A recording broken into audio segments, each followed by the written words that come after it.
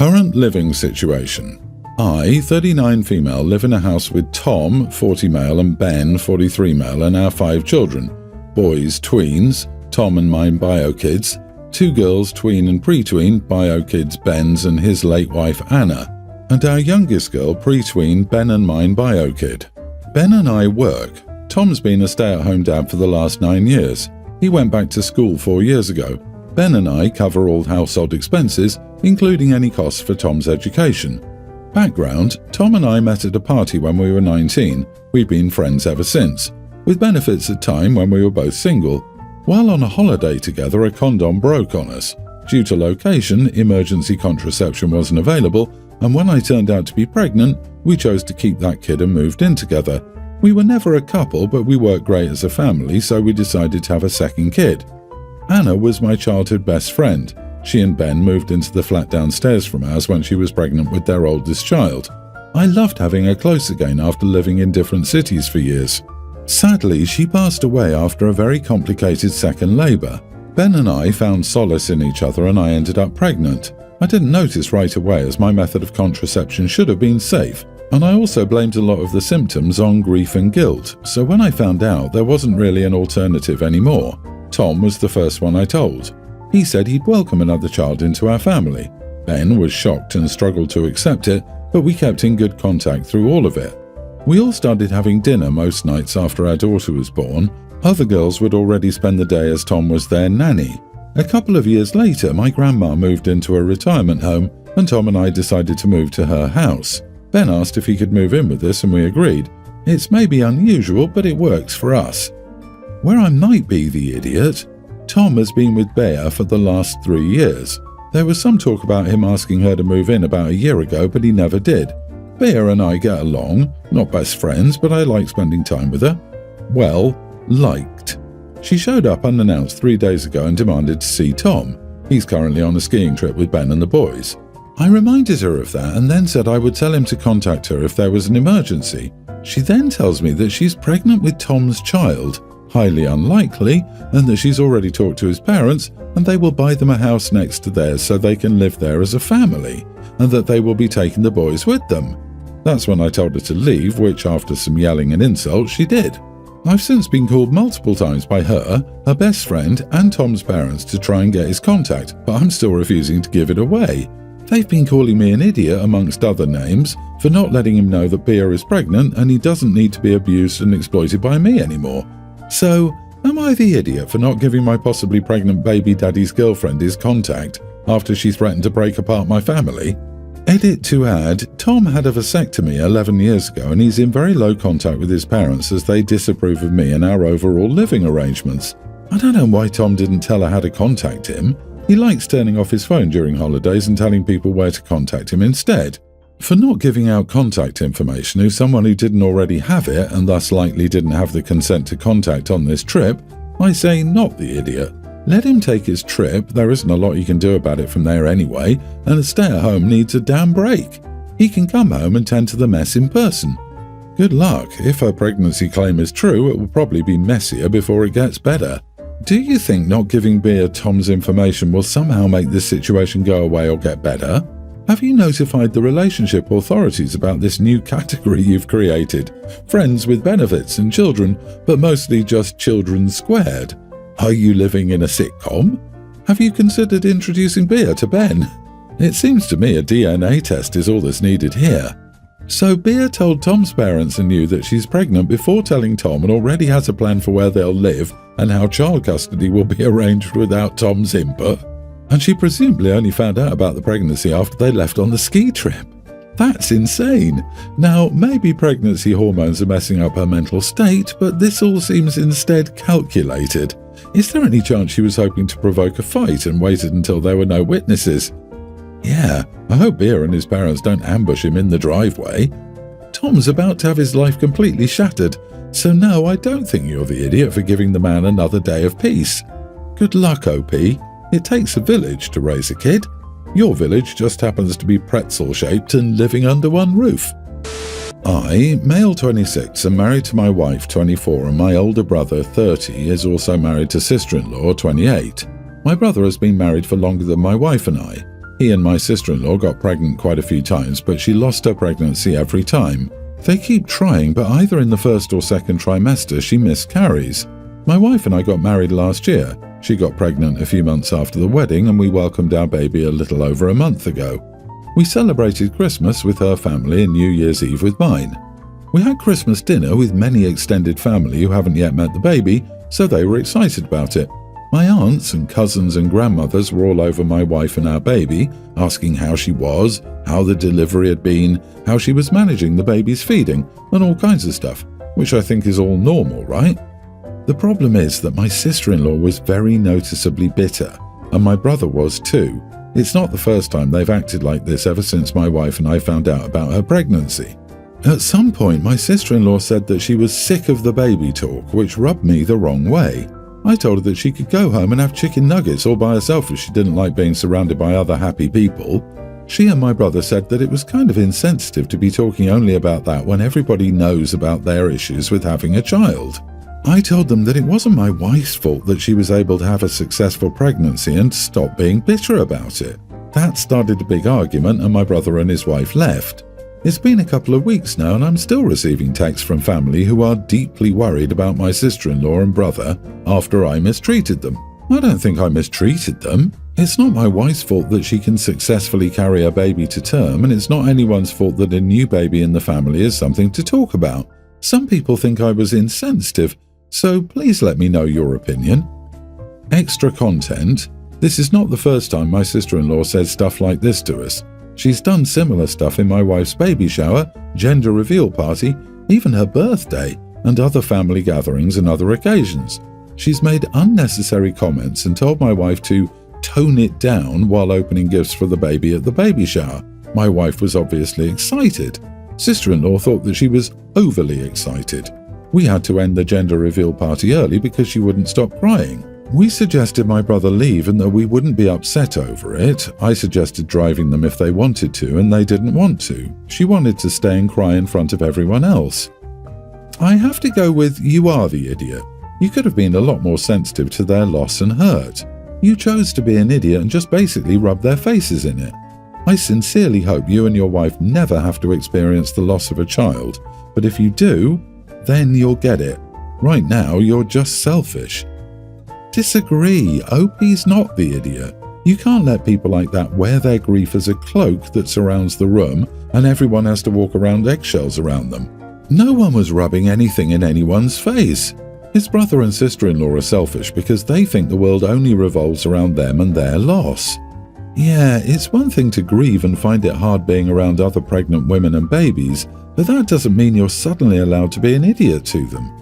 Sister-in-law needs therapy to find healthy coping mechanisms instead of using Opie's wife as an emotional scratching post. And according to Opie's edit, sister-in-law has been sabotaging all the baby events with her act. Guess what? The world does not revolve around your baby.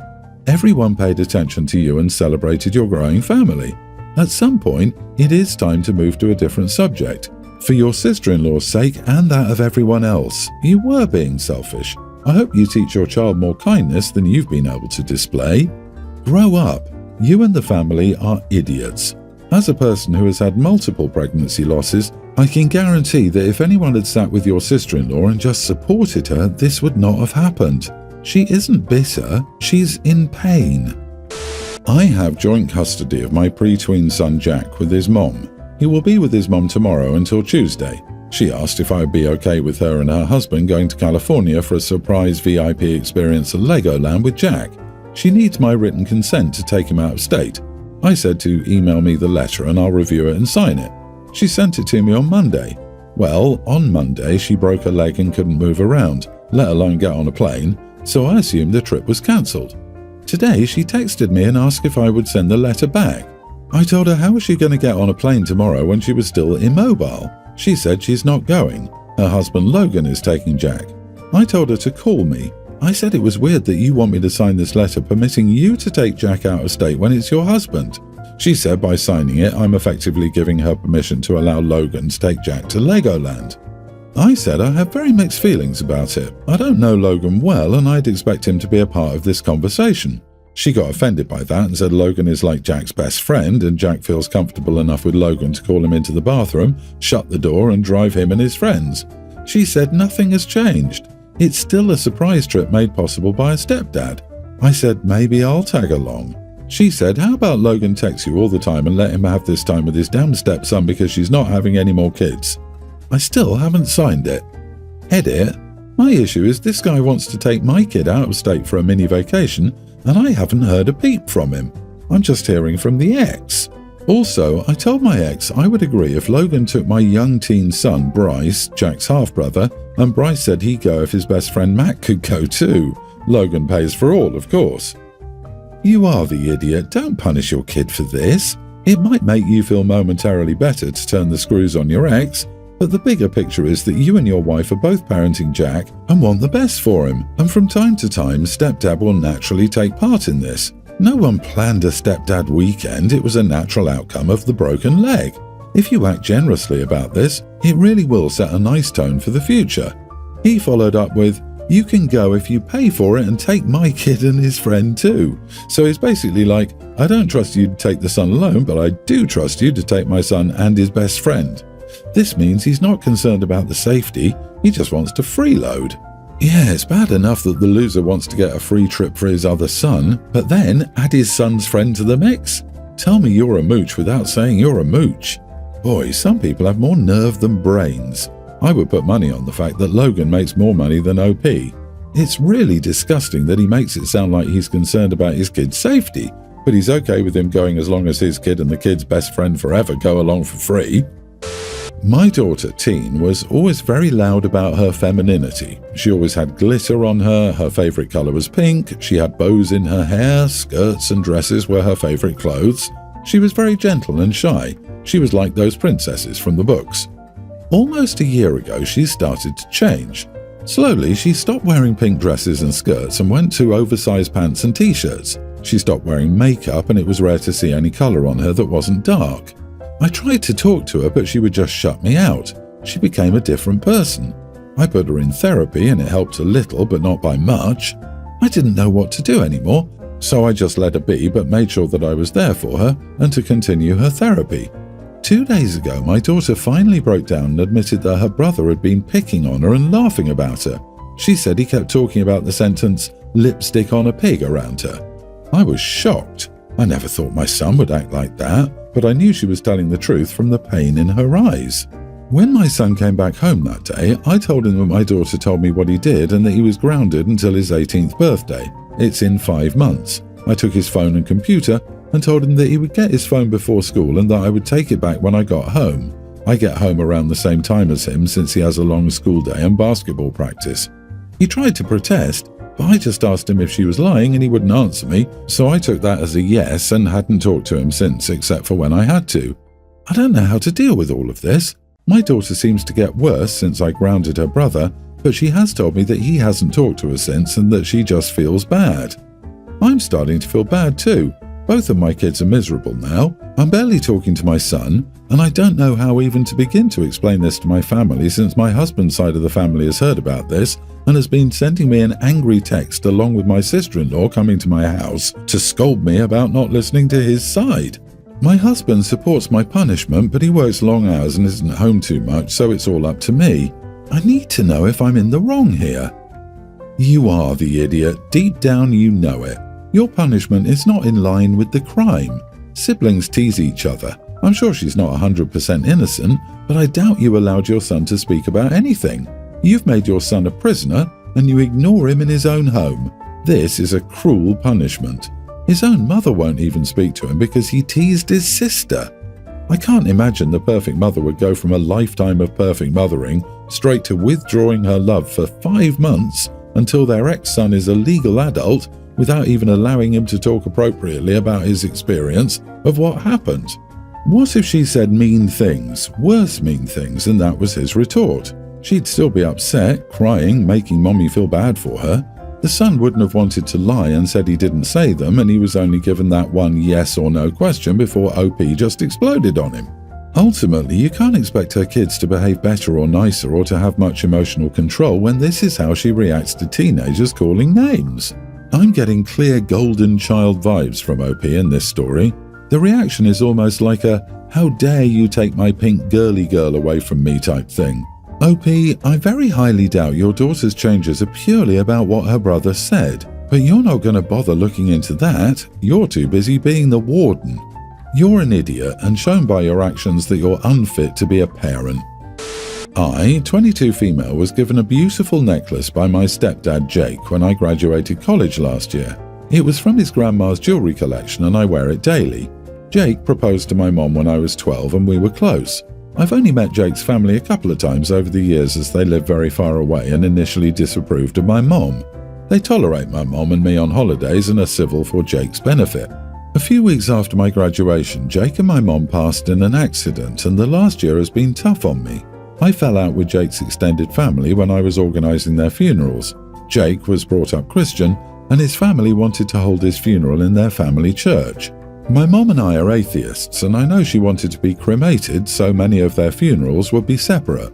I asked James' family if we could have a joint wake for my mom and Jake, but they insisted on doing it in their church hall, which I refused as my mom wasn't religious and wanted to do it at my mom and Jake's house. We fell out over this and I haven't spoken to them since they decided to hold a wake for Jake in the church and not invite me.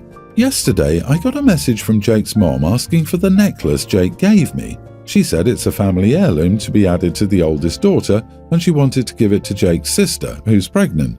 I refused as Jake gave it to me and she got very hostile and threatened to sue me. I'm not sure if she can, as Jake was never married to my mom or officially my dad, but he was my dad regardless. Not the idiot. You lost your mom and Jake, but instead of offering you any comfort or sympathy, Jake's mom called to ask for a necklace that he gave you. What a horrible woman. She's the idiot. What a lovely Christian way to behave to a girl who lost her parents. Block all of them, OP, and go no contact. Lock all your social profiles and make them private so they cannot see anything or contact you or friends. They will just make your life miserable if you don't shut them out now. I'm so sorry you've lost both parents like this. I cannot imagine how hard this has been. Jake gave you a necklace when he was alive. They don't get to take it back now that he's gone. It doesn't matter who it used to belong to. Now it belongs to you.